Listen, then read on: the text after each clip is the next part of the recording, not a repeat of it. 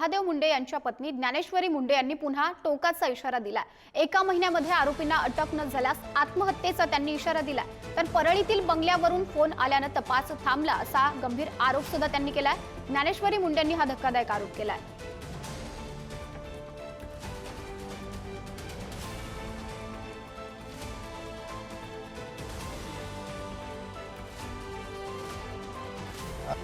एवढेच आश्वासन आहे की 1 महिनाभर मी थांबणार आहे, पण अजून मी SP ऑफिस समोर येऊनच माझी आत्महत्या करणार आहे।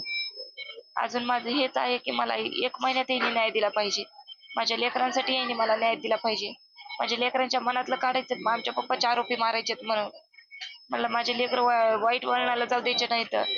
ते मनात विचारायला की लेकर वाईट वळणाला जातात, मला ते वळण माझ्या लेकरांना लावायचं नाही, म्हणून मला न्यायाची गरज आहे। फोन बंगल्याहून आला होता आणि बंगलावाल्याने कराडा सांभाळत होते। मग त्यांचा फोन गेला का कुणाचा गेला म्हणून तर मी CDR मागत आहे ना। बंगल्यावर फोन गेला म्हणजे वाल्मिकरांचा गेला, मग तपास का थांबवला याने? आणि पोलिसांनी काय ऐकलं की यायचं ऐकून की तपास थांबव म्हणलं की तपास थांबिला। मग मला हे प्रश्न आहे, मी काल SP सरांना पण विचारला। SP सर म्हणले तसं काही नसतं। म्हणलं मग आरोपी का अटक नाहीत, खरंच आरोपी माहित नाहीत का तुम्हाला, असं पण विचारलं। सर म्हणले आता माझ्या हातावर तपास आहे, मी करत आहे म्हणले। तरी पण SP सरांना बी म्हणत आहे मला 1 महिन्यात न्याय पाहिजे। काय सांगाल, ज्ञानेश्वरी मुंडे यांनी अल्टिमेटली दिलंय कुठेतरी 1 महिन्यात जर तपास झाला नाही तर मी माझा जीव संपवेल। बरोबर आहे, त्या माऊलीची काही चूक नाहीये।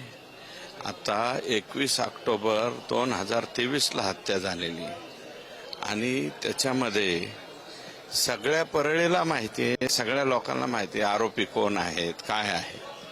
पोलिसला माहिती आहे, फक्त ते चुकीची माहिती SP पर्यंत देत होते आजपर्यंत। SP आता लक्षात आलेलं आहे आणि एकेकाळी त्यांच्याबरोबर राहणाऱ्या व्यक्तींनी त्या सगळ्यांची नावं घेतली आणि तो जो व्यक्ती आहे तो आता 164 द्यायला तयार आहे। तो म्हणतो माझी नार्को टेस्ट करा, तयार आहे।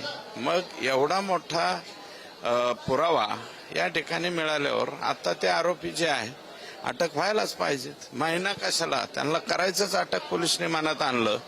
1 आठवड्यात बी होऊ शकतात, 2 आठवड्यात होऊ शकतात। त्यांचं असं देखील म्हणणं आहे की परळीमधील एका बंगल्यातनं कॉल आला त्यामुळे तपास जो थांबलाय।